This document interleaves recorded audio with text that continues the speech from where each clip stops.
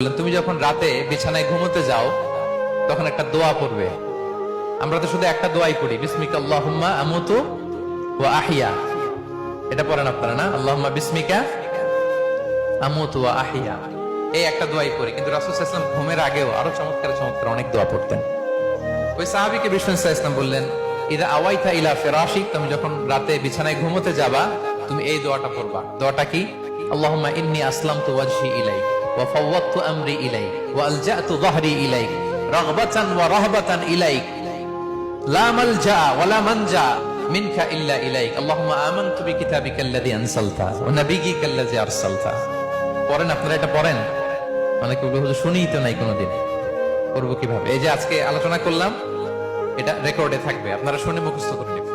রাসূল সাল্লাল্লাহু আলাইহি ওয়াসাল্লাম বলেছেন যখন ঘুমোতে যাবা এই দোয়াটা পড়বা। দোয়াটা দেখেন কত চমৎকার, কিভাবে নিজেকে আল্লাহর কাছে সমর্পণ করবেন, সঁপে দিবেন। দেখেন